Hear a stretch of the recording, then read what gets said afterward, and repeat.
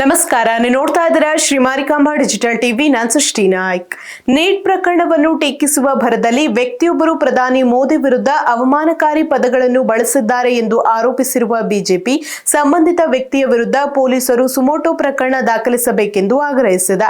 ಶಿರಸಿಯ ದೀನದಯಾಳ್ ಸಭಾಭವನದಲ್ಲಿ ಸುದ್ದಿಗೋಷ್ಠಿ ನಡೆಸಿದ ಬಿಜೆಪಿ ನಗರ ಮತ್ತು ಗ್ರಾಮೀಣ ಮಂಡಳದ ಮುಖಂಡರು ಈ ರೀತಿಯ ಭಾಷೆ ಖಂಡನೀಯವಾಗಿದ್ದು ಸಂಬಂಧಿತ ವ್ಯಕ್ತಿ ಕ್ಷಮೆ ಕೇಳಬೇಕೆಂದು ಒತ್ತಾಯಿಸಿದ್ದಾರೆ. ನೀಟ್ ಪ್ರಕರಣವನ್ನ ಟೀಕಿಸುವ ವೇಳೆ ಸಾಮಾಜಿಕ ಜಾಲತಾಣದಲ್ಲಿ ವ್ಯಕ್ತಿಯೊಬ್ಬರು ದೇಶದ ಪ್ರಧಾನಮಂತ್ರಿ ಹಾಗೂ ಬಿಜೆಪಿ ಕಾರ್ಯಕರ್ತರ ವಿರುದ್ಧ ಅವಮಾನಕಾರಿ ಪದಗಳನ್ನ ಬಳಸಿದ್ದಾರೆ ಎಂದು ಬಿಜೆಪಿ ಮುಖಂಡರು ಆರೋಪ ಮಾಡಿದ್ದಾರೆ.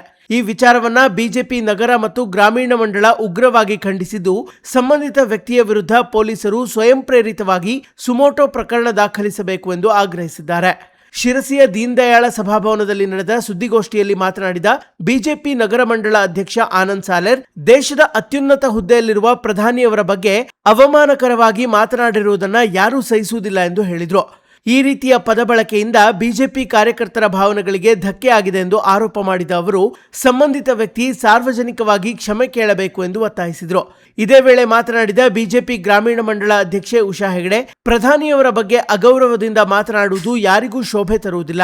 ಬಿಜೆಪಿ ಸುಮ್ಮನಿದೆ ಎಂದ ಮಾತ್ರಕ್ಕೆ ಅದನ್ನ ದೌರ್ಬಲ್ಯ ಎಂದು ಭಾವಿಸಬಾರದು. ಅಗತ್ಯವಿದ್ದಾಗ ಸೂಕ್ತ ರೀತಿಯಲ್ಲಿ ಉತ್ತರ ನೀಡಲಾಗುವುದು ಎಂದು ಎಚ್ಚರಿಕೆ ನೀಡಿದರು. ಇನ್ನು ಸುದ್ದಿಗೋಷ್ಠಿಯಲ್ಲಿ ಬಿಜೆಪಿ ಪ್ರಮುಖರಾದ ವೀಣಾ ಶೆಟ್ಟಿ, ನಂದನ್ ಸಾಗರ್, ನಾಗರಾಜ್ ನಾಯಕ್, ಅಶೋಕ್ ಚಲವಾದಿ, ಗುಡ್ಡಪ್ಪ ತಲ್ವಾರ್, ಶ್ರೀಕಾಂತ್ ಬಳ್ಳಾರಿ ಸೇರಿದಂತೆ ಅನೇಕ ಮುಖಂಡರು ಉಪಸ್ಥಿತರಿದ್ದರು. ನಮ್ಮ ಪ್ರಶ್ನೆ, ಈ ವ್ಯಕ್ತಿ ಇದಾರಲ್ಲ, ಯಾವುದೋ ಸಣ್ಣ ವ್ಯಕ್ತಿ ಅಂತ ನಾವು ಸುಮ್ಮನಾಗಿ ಬಿಡ್ತಿದ್ವಿ. ಆದರೆ ಮಾತಾಡಿದ್ದು ಪಕ್ಷದ ಕಾರ್ಯಕರ್ತರ ವಿರುದ್ಧ 140 ಕೋಟಿ ನಮ್ಮ ಜನಸಂಖ್ಯೆಯ ಉನ್ನತವಾದ ಪ್ರಧಾನಮಂತ್ರಿ ವಿರುದ್ಧ, ಅವ್ರ ವಿರುದ್ಧ ನಗರದಲ್ಲಿ ಸುಮೋಟೋ ಕೇಸನ್ನು ದಾಖಲಿಸಿಕೊಂಡು ಅವ್ರ ವಿರುದ್ಧ ಕ್ರಮ ಕೈಗೊಳ್ಳಬೇಕು. ಮುಂದಿನ ದಿನಗಳಲ್ಲಿ ನಮ್ಮ ಪಕ್ಷದ ತೀರ್ಮಾನದಂತೆ ನಾವು ಏನು ಪ್ರತಿಭಟನೆ ಮಾಡಬೇಕು ಅನ್ನೋದನ್ನು ಚರ್ಚೆ ಮಾಡ್ತೀವಿ. ಅದಕ್ಕಾಗಿ ನಾವು ಈ ಮಾಧ್ಯಮ ಗೋಷ್ಠಿಯನ್ನು ನಡೆಸಿದ್ದೇವೆ.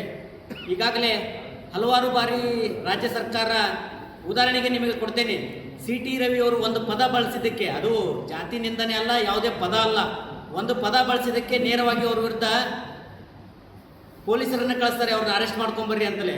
ಅಂಥದ್ದು ಗೊತ್ತಾಗಲ್ವಾ ನಿಮ್ಮ ಪೊಲೀಸ್ ವ್ಯವಸ್ಥೆಗೆ? ಯಾರದೇ ಕೈಗೊಂಬೆಯಾಗಿ ಇವರು ಕೆಲಸ ಮಾಡ್ತಿದ್ದಾರೆ ಅಂತ ನಮ್ಮ ವಾದ. ಅನೇಕ ಅನ್ನುವಂಥ ವಿಷಯದಲ್ಲಿ ಜಂತರ್ ಮಂತರ್ನಲ್ಲಿ ಏನು CJP ಅನ್ನುವಂಥ ಒಂದು ಪಕ್ಷದವರೇನು ಧರಣಿ ಸತ್ಯಾಗ್ರಹ ಮಾಡ್ತಾಯಿದ್ರು, ಈ ವಿಷಯವನ್ನು ಇಟ್ಕೊಂಡು ಈಗ ಪೇಪರ್ ಲೀಕ್ ಆಗ್ತಾ ಇರೋದು ಬರೀ ನಮ್ಮ ಸರ್ಕಾರದಲ್ಲಿ ಅಷ್ಟೇ ಅಲ್ಲ. ಹಾಗಂತ ನೀಟ್ ಪ್ರಶ್ನೆ ಪತ್ರಿಕೆ ಸೋರಿಕೆ ಆಗಿದ್ದನ್ನು ನಾವು ಸಮರ್ಥನೆ ಮಾಡ್ಕೊಳ್ತಾ ಇಲ್ಲ, ತಪ್ಪೇ.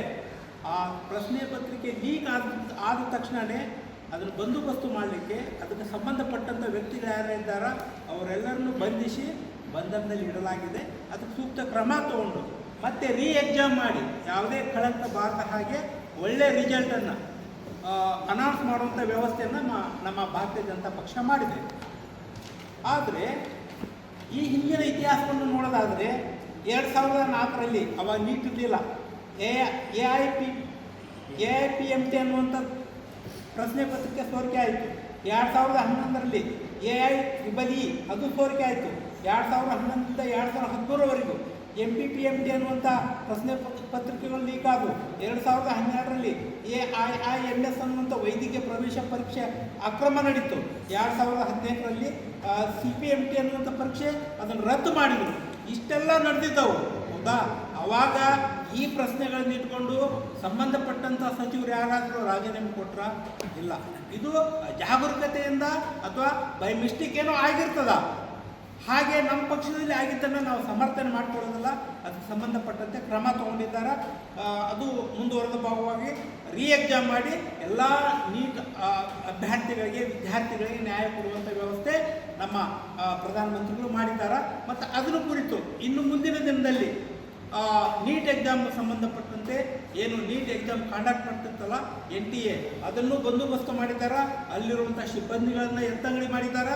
ಜೊತೆಗೆ ಅದಕ್ಕೆ ಇನ್ನೂ ಪ್ರಶ್ನೆ ಪತ್ರಿಕೆ ಸೋರಿಕೆ ಇನ್ನು ಮುಂದೆ ನಡೆದರೆ ಅದು ಅತಿ ಕಠಿಣ ಕ್ರಮ ನಾವು ತಗೋತೀವಿ ಅನ್ನೋದನ್ನು ಈಗಾಗಲೇ ಸಂಸತ್ನಲ್ಲಿ ಅವರು ಕಾನೂನಾಗಿ ಮಾರ್ಪಾಡು ಮಾಡ್ತಾ ಇದ್ದಾರೆ. ಇದು ಒಂದು ಭಾಗ. ನಮ್ಮ ಜಿಲ್ಲೆಯಲ್ಲಿ ಇತ್ತಿತ್ತಲಾಗಿ ಒಂದು ಸಾಮಾಜಿಕ ಜಾಲತಾಣದಲ್ಲಿ ಒಂದು 2-3 ವಿಡಿಯೋಗಳು ಓಡಾಡ್ತಾ ಇದ್ದವು. ಆ ವ್ಯಕ್ತಿ ಹೇಳ್ತಾ ಇದ್ದಾರೆ, ಪ್ರಧಾನಮಂತ್ರಿಗಳನ್ನು ಮಾನ್ಯ ಮಾಜಿ ಶಿಕ್ಷಣ ಸಚಿವರಾದಂಥ ಮಾನ್ಯ ಪ್ರಧಾನವರನ್ನು ಅವ್ಯಾಚ್ಯ ಪದಗಳಿಂದ ಬೈತಿರುವುದು, ಜೊತೆಗೆ ಭಾರತೀಯ ಜನತಾ ಪಕ್ಷದ ಕಾರ್ಯಕರ್ತರನ್ನು ನೀವು ಅಂಧಭಕ್ತರು, ನೀವು ದಿನಕ್ಕೆ 3 ಸೆಗಣಿ ತಿನ್ನಿರಿ, ಉಚ್ಚಿ ಕುಡ್ರಿ ಅನ್ನುವಂಥ ಅಪದಗಳನ್ನು, ಅವ್ಯಾಚ್ಯ ಪದಗಳನ್ನು ಕಾರ್ಯಕರ್ತರ ಬಗ್ಗೆ ಬಳಕೆ ಮಾಡಿರುವುದನ್ನು ನಾವು ಖಂಡಿಸ್ತೇವೆ. ಇದು ಪ್ರಜಾಪ್ರಭುತ್ವ, ಡೆಮಾಕ್ರಸಿ ಇದೆ. ವ್ಯವಸ್ಥೆಯನ್ನು ಖಂಡಿಸುವಂಥ ಹಕ್ಕು ಪ್ರತಿಯೊಬ್ಬರಿಗಿದೆ. ಆದರೆ ವ್ಯಕ್ತಿಗತವಾಗಿ ನಿಂದನೆ ಮಾಡುವಂಥದ್ದು ಇದು ಯಾವುದೇ ಸಂವಿಧಾನದಡಿಯಲ್ಲಿ ಇದಕ್ಕೆ ಅವಕಾಶಗಳಿಲ್ಲ.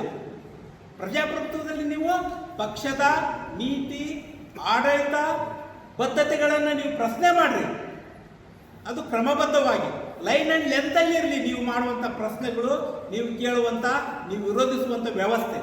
ಆದರೆ ವ್ಯಕ್ತಿಗತವಾಗಿ ಒಂದು ಪ್ರಧಾನಮಂತ್ರಿ ಆಗಿರುವಂಥ ಸನ್ಮಾನ್ಯ ಶ್ರೀ ನರೇಂದ್ರ ಮೋದಿಜಿ ಅವರನ್ನು, ಒಂದು ರಾಷ್ಟ್ರದ ಉನ್ನತ ಹುದ್ದೆಯಲ್ಲಿರುವವರನ್ನು ಏಕವಚನದಲ್ಲಿ ಒಂದು ಕೆಟ್ಟ ಪದಗಳನ್ನು ಬಳಕೆ ಮಾಡೋದು, ಕೇಂದ್ರ ಶಿಕ್ಷಣ ಸಚಿವರಿಗೂ ಸಹ ಅವ್ಯಾಚ್ಯ ಪದಗಳಿಂದ ಬೈಯುವುದು, ಭಾರತೀಯ ಜನತಾ ಪಕ್ಷದ ಕಾರ್ಯಕರ್ತರನ್ನ ನಿಂದನೆ ಮಾಡೋದು, ಅವರ ಒಂದು ನಂಬಿಕೆ, ಒಂದು ವಿಶ್ವಾಸದಲ್ಲಿ ಬಂದಂಥ ವ್ಯವಸ್ಥೆಗಳನ್ನು ಒಂದು ತುಚ್ಛವಾಗಿ ಕಾಣುವಂಥದ್ದು ಇದೆಯಲ್ಲ, ನೀವು ಮಾಡ್ತಿರೋದು ಇದು ಸರಿಯಲ್ಲ.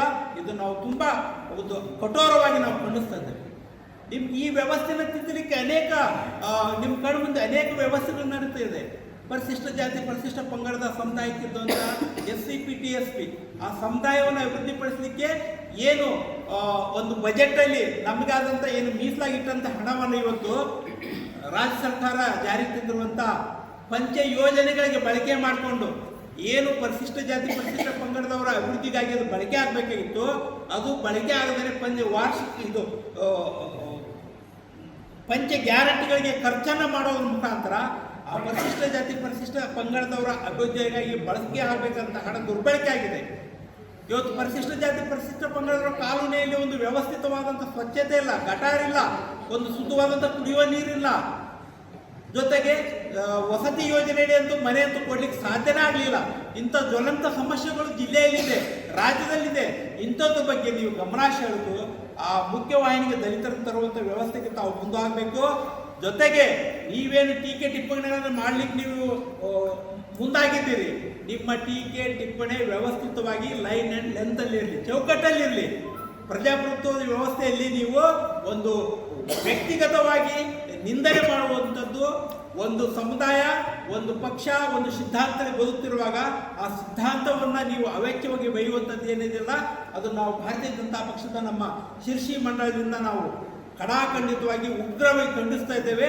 ಈ ಬಗ್ಗೆ ನೀವು ಸಾರ್ವಜನಿಕವಾಗಿ ಕ್ಷಮೆಯನ್ನು ಕೇಳಬೇಕಂತ ನಾನು ಈ ಮಾಧ್ಯಮಗೋಷ್ಠಿ ಮುಖಾಂತರ ನಾವು ಅವರನ್ನು ಒತ್ತಾಯಿಸ್ತಾ ಇದ್ದೇವೆ. ಅಧ್ಯಕ್ಷರು ಹಾಗೂ ಜಿಲ್ಲಾ ಉಪಾಧ್ಯಕ್ಷ ಅಶೋಕ್ ಚಲವಾದಿ ಅವರು ಕೂಡ ಹೇಳಿದ್ದಾರೆ, ಎಲ್ಲರ ಒತ್ತಾಯ ಒಂದೇ ಇದೆ.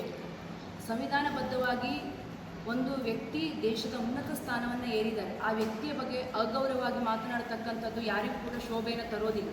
ಇವತ್ತು ಸಾಮಾನ್ಯ ವ್ಯಕ್ತಿಗೂ ಕೂಡ ಅವರದೇ ಆದಂತಹ ಒಂದು ಗೌರವ ಮತ್ತು ವ್ಯಕ್ತಿತ್ವಕ್ಕೆ ಒಂದು ಆತ್ಮಸಮ್ಮಾನ ಅನ್ನೋದಿರುತ್ತೆ. ಹಾಗಾಗಿ ಪ್ರತಿಯೊಬ್ಬರೂ ಕೂಡ ವ್ಯಕ್ತಿಗತವಾದಂತಹ ಒಬ್ಬ ವ್ಯಕ್ತಿಗೂ ಹಾಗೂ ದೇಶದ ಪ್ರಧಾನಿಗೂ ಕೂಡ ಗೌರವವನ್ನು ಕೊಡಲೇಬೇಕು ಅನ್ನುವಂತಹ ಒಂದು ಒತ್ತಾಯವನ್ನು ನಾವು ಈ ಮೂಲಕ ಮಾಡ್ತಾ ಇದ್ದೇವೆ.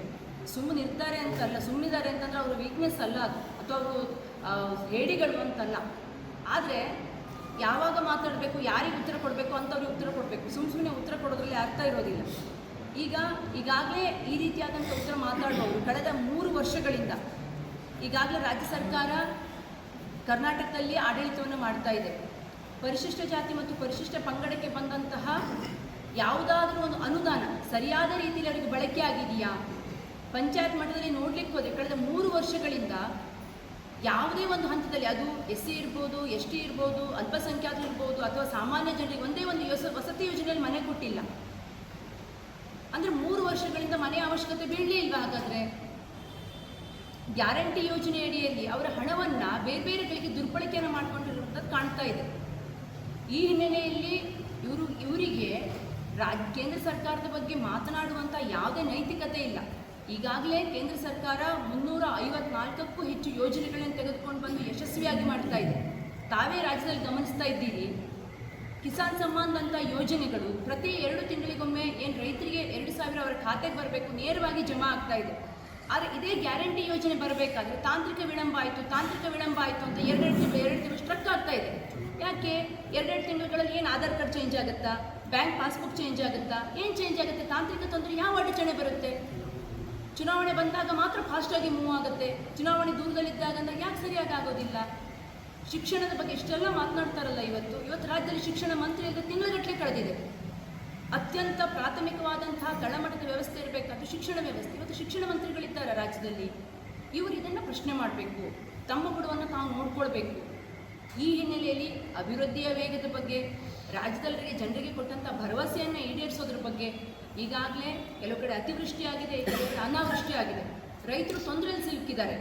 ಈ ಬಗ್ಗೆ ರಾಜ್ಯ ಸರ್ಕಾರ ಹೆಚ್ಚಿನ ಗಮನವನ್ನು ಕೊಡಬೇಕು ಅಂತ ಹೇಳಿ ನಾವು ಆಗ್ರಹವನ್ನು ವ್ಯಕ್ತಪಡಿಸ್ತಾ ಇದ್ದೀವಿ. ಅಡ್ವಾನ್ಸ್ ಆಗಿ ಕೊಡಬೇಕು ಅಂತಾರೆ. ನೀವು ಅಡ್ವಾನ್ಸ್ ಆಗಿ ತೊಗೊಬನ್ನಿ, ನಿಮ್ಮದು ಒರಿಜಿನಲ್ ಡಾಕ್ಯುಮೆಂಟ್ಸ್ ತೊಗೊಬರ್ರಿ, ನನ್ನ ಹತ್ರ ಇಡಬೇಕು, ಆಮೇಲೆ ಕೆಲಸ ಆದಮೇಲೆ ಪೂರ್ತಿ ಕೊಡ್ತೇನೆ. ನೀವು ಪೂರ್ತಿ ಹಣ ಕೊಟ್ಟ ಮೇಲೆ ಎಷ್ಟು ಕೇಳ್ತಾನವ? 70 ಲಕ್ಷದಿಂದ 80 ಲಕ್ಷ ಅಂತಾರೆ. ಪರಿಸ್ಥಿತಿ ಎಲ್ಲಿ ಹೋಗಿದೆ? ವಿದ್ಯಾರ್ಥಿಗಳು ಏನು ಮಾಡಬೇಕು? ಈ ರೀತಿ ನೋಡೋದು ಬಿಟ್ಕೊಂಡು ಇವತ್ತೇ ನೀವು ಹೋಗಿ ಅಲ್ಲಿ ಹೋಗಿ ನೀಟ್ ವಿರುದ್ಧ ಪ್ರತಿಭಟನೆ ಮಾಡೋರಿಗೆ ನಮ್ಮ ರಾಜ್ಯದ ಸಿ ಎಂ ಆದವರು ಡಿ ಕೆ ಶಿವಕುಮಾರ್ ಅವರು ನೀಟ್ ಪರೀಕ್ಷೆಯ ಅಲ್ಲಿ ಏನು ಪ್ರತಿಭಟನೆ ನಡೀತಾ ಇದೆ, ಆ ಪ್ರತಿಭಟನೆಗೆ ಸಾಥ್ ಕೊಡ್ತಾ ಇದ್ದಾರೆ. ಇಲ್ಲ, ರಾಜ್ಯದಲ್ಲಿ ಇನ್ನೂ ಅಧಿವೇಶನ ಪ್ರಾರಂಭ ಆಗಿಲ್ಲ, ಇನ್ನೂ ನಿಮ್ಮ ಸಂಪುಟ ರಚನೆ ಆಗಿಲ್ಲ, ಅದ್ರ ಬಗ್ಗೆ ವಿಚಾರ ಮಾಡಿ. ರಾಜ್ಯದ ಜನ ತಮಗೆ ವೋಟ್ ಹಾಕಿ ಕಳಿಸಿದ್ದಾರೆ. ಎಷ್ಟೊತ್ತ ರಾಜ್ಯದ ಜನರ ಒಂದು ಮನಸ್ಥಿತಿನ ಇದು ಮಾಡ್ಲಿಕ್ಕೆ ನೋಡ್ತಾ ಇದ್ದೀರ ತಾವು. ಹಾಗಾಗಿ ತಾವು ಇದನ್ನೆಲ್ಲ ಈಗೇನು ನಾವು ಇದ್ರ ಬಗ್ಗೆ ರಾಜ್ಯದ ಬಗ್ಗೆ ನಮ್ಮ ರಾಜ್ಯದವ್ರು ಮಾಡ್ತಾರೆ, ಜಿಲ್ಲೆದ್ರ ಬಗ್ಗೆ ಜಿಲ್ಲೆದವ್ರು ಮಾಡ್ತಾರೆ. ಆದರೆ ತಾಲೂಕಾ ಮಟ್ಟದಲ್ಲಿ ನಾವು ಹೇಳ್ತೇವೆ, ನಮ್ಮ ಮಂಡಲದಲ್ಲಿ ನಮ್ಮ ಶಿರಸಿ ನಗರ ಗ್ರಾಮೀಣ ಇರ್ಬೋದು, ನಮ್ಮ ಕ್ಷೇತ್ರ ಇರ್ಬೋದು, ಏನು ನೀವು ಮಾತಾಡಿದ್ದೀರಿ ಅವ್ರ ಬಗ್ಗೆನೂ ಮಾತಾಡಿರಿ. ಸೆಟ್ಟಿಂಗ್ ಮಾಡ್ಕೊಂಡಿರಾ? ಇದನ್ನು ತಿಳಿಸಿ ನಮಗೆ. ನೀವೇನು ಅಡ್ಜಸ್ಟ್ಮೆಂಟ್ ಮಾಡ್ಕೊಂಡಿರಿ ಅದನ್ನು ತಿಳಿಸಿ. ಇದನ್ನು ನಾವು ನಮ್ಮ ಪತ್ರಿಕಾ ಮೂಲಕ ತಮಗೆ ಬಹಿರಂಗವಾಗಿ ಕೇಳಲಿಕ್ಕೆ ಇಷ್ಟಪಡ್ತೇವೆ. ನೀವು ಅವ್ರ ಹತ್ರ ಏನು ಸೆಟ್ಟಿಂಗ್ ಮಾಡ್ಕೊಂಡಿರಿ, ಏನು ಪ್ರಶ್ನೆ ಏನು ಮಾಡಿರಿ ನಮಗೆ ತಿಳಿಸಿ. ಹಾಗಾದರೆ ನಾವು ಮಾತಾಡೋಲ್ಲ. ಅವಾಗ ನೀವು ಭಾರತೀಯ ಜನತಾ ಪಾರ್ಟಿಗೆ ಒಂದೇ ಎದ್ದೆದ್ದು ಹೇಳ್ತಾ ಇದ್ದೀರಿ, ಭಾರತೀಯ ಜನತಾ ಪಾರ್ಟಿ ಅದು ಮಾಡಿರಿ, ಭಾರತೀಯ ಜನತಾ ಪಾರ್ಟಿ ಹೀಗೆ ಮಾಡಿರಿ. ಕಾರ್ಯಕರ್ತರ ಬಗ್ಗೆ ಎಷ್ಟು ಹೀನಾಯವಾಗಿ ಮಾತಾಡಿರಿ. ಕಾರ್ಯಕರ್ತರು ಯಾರೂ ನಿಮ್ಗೆ ಹೆದರ್ಕೊಂಡು ಸುಮ್ಮನಿಲ್ಲ, ಇದೊಂದು ನಿಮ್ಮ ಗಮನದಲ್ಲಿರಲಿ. ಯಾರೂ ನಿಮ್ಗೆ ಹೆದರ್ಕೊಂಡು ಸುಮ್ಮನಿಲ್ಲ ಕಾರ್ಯಕರ್ತರು ಯಾರು. ಭಾರತೀಯ ಜನತಾ ಪಾರ್ಟಿ ಅಂಥ ಮನಸ್ಥಿತಿ ಅವರು. ಭಾರತ ಮಾತೆಯ ಪೂಜೆ ಮಾಡ್ಕೊಂಡು ಬಂದಂತಹ ಭಾರತೀಯ ಜನತಾ ಪಾರ್ಟಿ ಕಾರ್ಯಕರ್ತರು. ಇವತ್ತೇ ಭಾರತೀಯ ಜನತಾ ಪಾರ್ಟಿಯವರು ಇವತ್ತೊಂದು ಮನೆ ಓಪನಿಂಗ್ ಆಯಿತು, ಒಂದು ಮನೆ ಕಾರ್ಯಕ್ರಮ ಇದೆ, ಒಂದು ದೇವ್ರ ಕಾರ್ಯಕ್ರಮ ಇದೆ ಅಂತಂದರೆ ನಾವು ಗೋಮೂತ್ರ, ಗೋಮಯ, ಗೋವನ್ನು ಒಳಗೆ ತಗೊಂಡೆ ನಂತರ ಮುಂದೆ ನಾವು ಪ್ರವೇಶ ಮಾಡ್ತೇವೆ. ಇದು ಹಿಂದೂಗಳ ಸಂಸ್ಕೃತಿ. ಅದ್ರ ಬಗ್ಗೆ ಹೀನಾಯವಾಗಿ ಮಾತಾಡಿದ್ದೀರಿ ನೀವು. ಅದ್ರ ಬಗ್ಗೆ ನೀವು ಕ್ಷಮೆ ಕೇಳಲೇಬೇಕು. ಇದನ್ನು ಭಾರತೀಯ ಜನತಾ ಪಾರ್ಟಿ ಎಲ್ಲ ಕಾರ್ಯಕರ್ತರ ಆಗ್ರಹ. ಇವತ್ತೇ ಗೋಮೂತ್ರ ಅಂದ್ರೆ ಏನಪ್ಪ, ಅದ್ರ ಬಗ್ಗೆ ಅರ್ಥ ಗೊತ್ತುಂಟ ನಿನಗೆ? ಗೋಮೂತ್ರ ಅಂದರೆ ಶ್ರೇಷ್ಠವಾದದ್ದು, ಇಡೀ ವಿಶ್ವದಲ್ಲೇ ಶ್ರೇಷ್ಠವಾದಂಥ ಗೋಮೂತ್ರ ಕುಡಿತೇವೆ ನಾವು ಕುಡಿದು ಬಂದವ್ರೆ. ಗೋಮೂತ್ರ ಇವತ್ತು ನಾವು ಕುಡಿದು ಬಂದವ್ರೆ. ಗೋಮೂತ್ರ ಮುಂದೂ ಕುಡಿತೇವೆ, ಹಿಂದೂ ಕುಡಿದಿದ್ವಿ. ಅದಕ್ಕೆ ನಾವು ಇವತ್ತು ಆರೋಗ್ಯವಾಗಿದ್ದೇವೆ, ಭಾರತ ಮಾತೆಯನ್ನು ಪೂಜೆ ಮಾಡ್ತೇವೆ. ಭಾರತ ಮಾತೆಯೂ ನಮ್ಮ ತಾಯಿನೇ, ನಮ್ಮ ಮನೆ ಹುಟ್ಟಿದ ತಾಯಿನೂ ನಮ್ಮ ತಾಯಿನೇ. ಹಿಂದೂ ದೇವರ ಅವ್ರವ್ರ ಮನೆ ದೇವರು ಏನಿದೆ, ಅವ್ರವ್ರ ಮನೆ ದೇವರು ಅವ್ರಿಗೆ ದೇವರೇ. ಹಾಗಾಗಿ ಹಿಂದೂಗಳಾಗಿ ನಾವು ಹೇಳ್ತೇವೆ, ಗೋಮೂತ್ರ ಕುಡಿತೇವೆ, ಗೋಮಯ ತಿಂತೇವೆ. ನಮ್ಮ ಮನೆ ಏನಾದ್ರು ನಮ್ಮ ಕಾರ್ಯಕ್ರಮ ಇದೆ, ನಮ್ಮ ಮನೆ ಇರ್ಬೋದು, ನಮ್ಮ ಆಫೀಸ್ ಇರ್ಬೋದು, ನಮ್ಮದು ಯಾವುದೇ ಇರ್ಬೋದು, ಯಾವುದೇ ಒಂದು ನಾವು ಕಾರ್ಯಕ್ರಮ ಮಾಡ್ತೇವೆ ಅಂತಂದರೆ ಮೊದಲು ನಾವು ಹಾಕೋದೇ ಗೋಮೂತ್ರ, ಗೋಮಯ, ನಂತರದಲ್ಲಿ ಗೋವನ್ನು ಒಳಗೆ ತಗೊಂಡೆ ನಾವು ಮಾಡ್ತೇವೆ. ಇದು ನಿಮ್ಮದು ಯಾವ ಮನಸ್ಥಿತಿಯಲ್ಲಿ ನೀವೇ ಅರ್ಥಕೊಳ್ರಿ. ಹಾಗಾಗಿ ಇದ್ರ ಬಗ್ಗೆ ಎಲ್ಲ ಮುಂದೆ ನಮ್ಮ ಮಂಡಳದ ಅಧ್ಯಕ್ಷರು, ಗ್ರಾಮೀಣ ಮಂಡಳದ ಅಧ್ಯಕ್ಷರು ಉಷಾ ಎಲ್ಲರೂ ಮಾತಾಡ್ತಾರೆ. ಹಾಗೆ ಅದಾದ ನಂತರ ನಮ್ಮ ಜಿಲ್ಲಾ ಪೇರೆಂಟ್ ಬಾಡಿಯ ಉಪಾಧ್ಯಕ್ಷರಾದಂಥ ಅಶೋಕ್ ಚಲವಾದಿಯವರು ಮಾತಾಡ್ತಾರೆ. ಹಾಗಾಗಿ ನನಗೆಲ್ಲ ಒಂದು ಅವಕಾಶ ಮಾಡಿಸೋದಕ್ಕೆ ತಮಗೆಲ್ಲ ಒಂದು ಧನ್ಯವಾದಗಳು. ಪತ್ರಿಕಾಗೋಷ್ಠಿಯನ್ನು ಕರೆದಿದ್ದೇವೆ. ಈ ಪತ್ರಿಕಾಗೋಷ್ಠಿಗೆ ಆಗಮಿಸಿದಂತಹ ನನ್ನೆಲ್ಲ ಆತ್ಮೀಯ ಮಾಧ್ಯಮ ಮಿತ್ರರೇ, ಭಾರತೀಯ ಜನತಾ ಪರಂತಹ ಉಷಾ ಹೆಗಡೆ ಅವರೇ, ಭಾರತೀಯ ಜನತಾ ಪಾರ್ಟಿಯ ಜಿಲ್ಲಾ ಉಪಾಧ್ಯಕ್ಷರಾದಂತಹ ಅಶೋಕ್ ಚಲವಾದಿ ಅವರೇ, ಅದೇ ರೀತಿ ಭಾರತೀಯ ಜನತಾ ಪಾರ್ಟಿಯ ಎಸ್ ಟಿ ಮೋರ್ಚಾದ ಜಿಲ್ಲಾ ಅಧ್ಯಕ್ಷರಾದಂಥ ಶ್ರೀಕಾಂತ್ ಬಳ್ಳಾರಿ ಅವರೇ, ನಮಗಿಂತ ಹೆಚ್ಚು ನಮ್ಮ ಮಿತ್ರರಾದಂಥ ಪತ್ರಿಕಾ ಮಾಧ್ಯಮದವರಿಗೆ ಇದ್ರ ಬಗ್ಗೆ ಗೊತ್ತಿದೆ. ರಾಷ್ಟ್ರದಲ್ಲೇ ವಿದ್ಯಾರ್ಥಿಗಳಿಗೆ ಮೋಸ ಆಗುವ ರೀತಿ ಒಂದು ನೀಟ್ ಹಗರಣ, ಅಂದರೆ ನೀಟ್ ಪ್ರಶ್ನೆ ಪತ್ರಿಕೆ ಸೋರಿಕೆಯಾಗಿದ್ದು ಇದು ನಾವು ತಲೆ ತಗ್ಗಿಸುತ್ತ ಕೆಲಸನೇ ಹೌದು. ತಪ್ಪಾಗಿದೆ. ಇದು ತಪ್ಪಾಗಿದೆ ಅಂಥೇಳಿ ನೆಕ್ಸ್ಟ್ ಮತ್ತೆ ಈ ಪತ್ರಿಕಾ ಸೋರಿಕೆ ಆಗಿದೆ ಅಂಥೇಳಿ, ನೀಟ್ ಸೋರಿಕೆ ಆಗಿದೆ ಅಂಥೇಳಿ ಒಂದು 15 ದಿವಸದಲ್ಲಿ ಮತ್ತು ಪುನರಾವರ್ತನೆಯಾಗಿ ನೀಟ್ ಪರೀಕ್ಷೆಯನ್ನು ಆಯೋಜನೆ ಮಾಡೋದು. ಆಗ ತುಂಬ ವ್ಯವಸ್ಥಿತವಾಗಿ ಮಾಡೋದು. ಈ ಸಂದರ್ಭದಲ್ಲಿ, ಈ ನೀಟ್ ಪರೀಕ್ಷಾ ಸಂದರ್ಭದಲ್ಲಿ ಸನ್ಮಾನ್ಯ ನಮ್ಮ ದೇಶದ ಪ್ರಧಾನಮಂತ್ರಿಗಳು ಯಾವುದೋ ಒಂದು ಜಿಲ್ಲೆದ ರಾಜ್ಯದಿಂದ ಮತ್ತೊಂದು ರಾಜ್ಯಕ್ಕೆ ಹೋಗಬೇಕಾಗಿತ್ತು. ಆ ಸಂದರ್ಭದಲ್ಲಿ ಅವ್ರಿಗೇನಾಯಿತು ಅಂತಂದರೆ, ತಾನು ಏನಾದ್ರು ಈಗ ರೋಡಿಗೆ ಹೊರಗೆ ಬಿದ್ದರೆ ಟ್ರಾಫಿಕ್ ಎಲ್ಲ ಜಾಮ್ ಆಗಿ ನೀಟ್ ವಿದ್ಯಾರ್ಥಿಗಳಿಗೆ ಆ ಟೈಮಿಗೆ ಹೋಗಿ ಮುಟ್ಲಿಕ್ಕಾಗಲ್ಲ ಅಂತೇಳಿ ಏರ್ಪೋರ್ಟಲ್ಲೇ ಅರ್ಧ ಗಂಟೆ ಕೂತ್ಕೊಂಡು ನಂತರ ಆ ಎಲ್ಲ ನೀಟ್ ಪರೀಕ್ಷೆ ಪ್ರಾರಂಭ ಆದಮೇಲೆ ಅವ್ರು ಹೋದರು. ಆದರೆ ಅದೇ ಸಂದರ್ಭದಲ್ಲಿ ನಮ್ಮ ರಾಜ್ಯದಲ್ಲಿ ನೋಡ್ರಿ ಎಂಥ ವ್ಯವಸ್ಥೆ ಅಂತೇಳಿ, ಇವತ್ತು ರಾಜ್ಯದಲ್ಲಿ ಕಾಂಗ್ರೆಸ್ ಸರ್ಕಾರ ಇದೆ. ಕಾಂಗ್ರೆಸ್ ಅಧ್ಯಕ್ಷರ ಒಂದು ಪದಗ್ರಹಣ ಕಾರ್ಯಕ್ರಮ, ಕಾಂಗ್ರೆಸ್ ಅಧ್ಯಕ್ಷರ ಪದಗ್ರಹಣ ಕಾರ್ಯಕ್ರಮ ಇಟ್ಟುಕೊಂಡಿದ್ರು.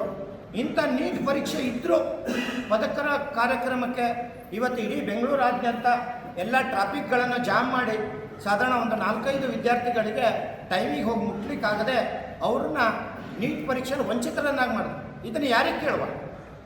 ಇವತ್ತೇ ರಾಷ್ಟ್ರದಲ್ಲಿ ನೀಟ್ ಪರೀಕ್ಷೆ ಲೀಕ್ ಆಗಿದೆ ಅಂತ ಹೇಳಿ ವಿದ್ಯಾರ್ಥಿಗಳು ಪ್ರತಿಭಟನೆ ಮಾಡ್ತಾರೆ. ಪ್ರತಿಭಟನೆ ಅವ್ರ ಹಕ್ಕು, ವಿದ್ಯಾರ್ಥಿಗಳು ಅವರ ಇದು ಹಕ್ಕನ್ನು ಮಾಡಲೇಬೇಕು, ಇದೊಂದು ಭಾಗ.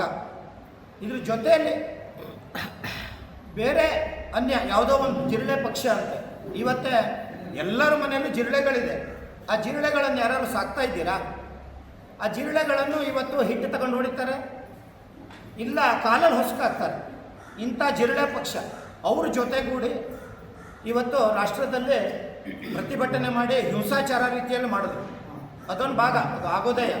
ಆದರೆ ಇದನ್ನು ನೋಡಿದವರು, ನಮ್ಮ ಭಾಗದವರು, ನಮ್ಮ ಶಿರ್ಸಿಯವರು, ಕೆಲವೊಂದು ಸಂಘಟನೆಗಳು, ಆ ಸಂಘಟನೆ ಪ್ರಮುಖರು, ನಮ್ಮ ದೇಶದ ಪ್ರಧಾನಮಂತ್ರಿ ಮತ್ತು ವಿಶ್ವದ ನಾಯಕ, ನಾವು ಹೇಳ್ತಾ ಇಲ್ಲ, ಇಡೀ ವಿಶ್ವದವರು ಹೇಳ್ತಾ ಇದ್ದಾರೆ. ನಾವು ಭಾರತೀಯ ಜನತಾ ಪಾರ್ಟಿಯವರು ಹೇಳ್ತಾ ಇಲ್ಲ, ಇಡೀ ವಿಶ್ವದವರು ಹೇಳ್ತಾ ಇದ್ದಾರೆ. ಮತ್ತು ಭಾರತೀಯ ಜನತಾ ಪಾರ್ಟಿ ಪ್ರಧಾನಮಂತ್ರಿಗಳು, ನಮ್ಮ ದೇಶದ ಪ್ರಧಾನಮಂತ್ರಿ ಅವರು, ಭಾರತೀಯ ಜನತಾ ಪಾರ್ಟಿ ಪ್ರಧಾನಮಂತ್ರಿ ಅಲ್ಲ. ಮತ್ತು ಕೇಂದ್ರ ಸಚಿವರ ಬಗ್ಗೆ ಇಷ್ಟು ಅವಹೇಳನ ಮಾತಾಡಿದ್ದಾರೆ ಅಂತಂದರೆ ಅದು ಮುಂದೆ ತಿಳಿಸ್ತಾರೆ ನಿಮಗೆ. ಅದೇ ರೀತಿ ಕರ್ನಾಟಕದಲ್ಲಿ ನಡೀತಾ ಇದೆಯಲ್ಲ, ಇದು ಗೊತ್ತಾಗಲ್ವಾ ನಿಮಗೆ? ಕಾಣ್ತಾ ಇಲ್ವಾ? ಇದೇ ಉದ್ದೇಶ ನಾವು ಇವತ್ತು ಮಾಡ್ತಾ ಇರೋದು. ಇವತ್ತು ಕರ್ನಾಟಕದಲ್ಲಿ ನಡೀತಾ ಇದೆ. ನಾವು ಭಾಷಣ ಮಾಡ್ಬೇಕಾದ್ರೆ ಹೇಳ್ತೀರಿ ನೀವು ಭಾಷಣ ಮಾಡ್ಬೇಕಾದ್ರೆ, ನಾನು BJP ಪಕ್ಷಕ್ಕೂ ಅಲ್ಲ, ಕಾಂಗ್ರೆಸ್ ಪಕ್ಷಕ್ಕೂ ಅಲ್ಲ, JDS ಪಕ್ಷಕ್ಕೂ ಅಲ್ಲ. ಹಾಗಾದರೆ ಈಗೇನು ಮಾಡ್ತಾ ಇದ್ದೀರಿ ನೀವು? ಈಗೇನು ಮಾಡ್ತಾ ಇದ್ದೀರಿ? ಇದು ರಾಜ್ಯದಲ್ಲಿ ನಡೀತಾ ಇರೋದು ಯಾವ ಪಕ್ಷ? ಪಕ್ಷದ ಏನು ನೀವು ಪಕ್ಷದಲ್ಲಿ ಅಡ್ಜಸ್ಟ್ಮೆಂಟಿಂಗ್ ಮಾಡ್ಕೊಂಡಿದ್ದೀರಾ? ಮಾತಾಡ್ರಿ ಈಗ. ಅದಕ್ಕಾಗಿ ನಾವು ಪ್ರಶ್ನೆ ಕೇಳ್ತಾ ಇದ್ದೇವೆ, ಯಾರು ಮಾತಾಡಿದ್ದೀರಿ? ಯಾರು ರಾಷ್ಟ್ರದ ವಿರುದ್ಧ ಮಾತಾಡಿದರೆ? ಪ್ರಧಾನಮಂತ್ರಿಗಳ ವಿರುದ್ಧ ಮಾತಾಡಿದರೆ? ಅದೇ ರೀತಿ ಇವತ್ತಾಗಿದೆ KPSC ಹಗರಣ ನಡೆದಿದೆ, ಗೊತ್ತಿದೆ ಅಲ್ಲ ತಮಗೆಲ್ಲ. ಅದ್ರ ಬಗ್ಗೆ ಮಾತಾಡ್ತಾ ಇಲ್ಲ. ಇವತ್ತು ST ಸಮುದಾಯಕ್ಕೆ ಭಾರತೀಯ ಜನತಾ ಪಾರ್ಟಿ ಮೀಸಲಾಗಿಟ್ಟ ಹಣಗಳನ್ನು ಇವತ್ತು ಸರ್ಕಾರ ದುರ್ಬಳಕೆ ಪಡಿಸ್ಕೊಂಡ್ರು. ಅವಾಗ ನೀವು ಯಾಕೆ ಮಾತಾಡಿಲ್ಲ? ಅದೇ ರೀತಿ ಭಾಳಷ್ಟುಗಳಿದೆ. ಇವತ್ತು ತಮಗೆ ಗೊತ್ತಿದೆ, ನಮ್ಮ ರಾಷ್ಟ್ರಾಧ್ಯಕ್ಷರು, ಕಾಂಗ್ರೆಸ್ಸಿನ ರಾಷ್ಟ್ರಾಧ್ಯಕ್ಷರು ಮಲ್ಲಿಕಾರ್ಜುನ್ ಖರ್ಗೆ ಅವರು, ಇವರ ಸ್ವಕ್ಷೇತ್ರ, ಇವರ ಅಳಿಯನ ಕಾಲೇಜಲ್ಲಿ ಎಷ್ಟು ಅವ್ಯವಹಾರ ಆಗಿದೆ ಎಲ್ಲ ಪತ್ರಿಕಾ ಮಾಧ್ಯಮಗಳಲ್ಲಿ ತಿಳಿಸ್ತಾ ಇದ್ದಾರೆ, ಎಲ್ಲ ನ್ಯೂಸ್ ಚಾನೆಲ್ಗಳಲ್ಲಿ ಬರ್ತಾ ಇದೆ. ಅದ್ರ ಬಗ್ಗೆ ಧ್ವನಿ ಎತ್ತಾ ಇಲ್ಲ. ಇವತ್ತು ಮೊನ್ನೆ ಕಾಂಗ್ರೆಸ್ನವರು ಪ್ರತಿಭಟನೆ ಮಾಡೋದು. ಆ ಪ್ರತಿಭಟನೆ ಮಾಡಿದ್ರೆ ಉಗ್ರನ ಫೋಟೋ ಹಿಡ್ಕೊಂಡು ಪ್ರತಿಭಟನೆ ಮಾಡೋದು. ಅದನ್ನು ಪತ್ರಿಕಾ ಮಾಧ್ಯಮದವರು ಕೇಳಿದ್ರೆ ನಮ್ಮ ರಾಜ್ಯದ ಅಧ್ಯಕ್ಷರು ಅನಿಸ್ಕೊಂಡವರು BK ಹರಿಪ್ರಸಾದ್ ಭಾಳ ಹುಷಾರಿದ್ದಾರೆ. ಅವರ ಬಾಯಿ ಒಂಥರ ಬಚ್ಚಲ ಬಾಯಿ ಇದ್ದಂಗೆ. ಬಚ್ಚಲಾದರೂ ನಾವು ಕ್ಲೀನ್ ಇರಲಿ ಹೇಳಿ ತೊಳ್ಕೊಳ್ತಾ ಇರ್ತೇವೆ. ಅದಕ್ಕಿಂತನೂ ಕಡೆ ಅಂತ ಹೇಳ್ಬೋದು. ಯಾಕೆ ಕೇಳಿದ್ರೆ ಮಾತು ಎತ್ತಿದ್ರೆ ಇವತ್ತೆ R S S B J P ಮಾತು ಎತ್ತಿದ್ರೆ ಅವರೊಬ್ಬರು ಅವರ ಸಚಿವ ಸಂಪುಟದಲ್ಲಿರುವಂಥ ಪ್ರಿಯಾಂಕಾ ಖರ್ಗೆ ಗೃಹ ಮಂತ್ರಿಗಳು ಇವರು ಇವತ್ತು ಕಾನೂನಿನ ವ್ಯವಸ್ಥೆ ಎಷ್ಟು ಹದಗೆಟ್ಟಿದೆ ಅದು ನೋಡ್ತಾ ಇಲ್ಲ. ಕಾನೂನಿನ ವ್ಯವಸ್ಥೆ ಎಷ್ಟು ಹದಗೆಟ್ಟಿದೆ ಅದು ನೋಡ್ತಾ ಇಲ್ಲ. ಮಹಿಳೆಯರಿಗೆ ಸುರಕ್ಷತೆ ಇಲ್ಲ. ಇವತ್ತು ಎಲ್ಲಿ ನೋಡಿದ್ರು ರೇಪು, ಎಲ್ಲಿ ನೋಡಿದ್ರು ಕೊಲೆ, ಇದ್ರ ಬಗ್ಗೆ ಎಲ್ಲೂ ಮಾತಾಡೋಣ. ಬರೇ R S S B J P. ಇದೇ ಬಿ ಕೆ ಹರಿಪ್ರಸಾದ್ ಅವರು ಆ ಉಗ್ರ ಖಾಲಿದ್ ಅನ್ನೋವನ್ನು ಇವರು ಸಮರ್ಥನೆ ಮಾಡ್ಕೊಳ್ತಾರೆ. ನೋಡ್ರಿ ಎಷ್ಟು ಲೆವೆಲಿಗೆ ಹೋಗಿ ಮುಟ್ಟಿದೆ ನೋಡಿ ಇವತ್ತು, ಎಷ್ಟು ಲೆವೆಲಿಗೆ ಹೋಗಿ. ಯಾರು ಕೇಳೋರು ಯಾರು? ಹಂಗಾರೆ ಇದು ಕೇಳಲಿಕ್ಕಾಗಲ್ವಾ ಇವರಿಗೆ? ಇದು ಕೇಳಲಿಕ್ಕಾಗಲ್ವಾ? ಹಾಗಾಗಿ ನಾವು ಅವರಿಗೆ ಮತ್ತೊಮ್ಮೆ ಹೇಳಲಿಕ್ಕೆ ಇಷ್ಟಪಡ್ತೇವೆ. ಇವತ್ತು ನೋಡಿ ಯಾವ ನಿಮ್ಮ ರಾಜ್ಯದಲ್ಲಿ ಭ್ರಷ್ಟಾಚಾರ ತಾಂಡವ ಆಡ್ತಾ ಇದೆ. ಇವತ್ತು KPSC ಎಲ್ಲರಿಗೂ ಗೊತ್ತಿದೆ, 70 ಲಕ್ಷ 80 ಲಕ್ಷ. ನಿನ್ನೆ ಒಂದು ವಿಡಿಯೋ ನೋಡಿದೆ ನಾನು. ನಿನ್ನೆ ಕೊಟ್ಟಿದ್ದಾರಲ್ಲ, ಮತ್ತು ಅವ್ರ ಹೆಸರು ಹೇಳಿ ನಾವ್ಯಾಕೆ ಅವ್ರು ದೊಡ್ಡವ್ರು ಮಾಡೋಣ? ಹಂಗಾರೆ ಕಂಪ್ಲೇಂಟ್ ಮಾಡುವ ಹಂಗ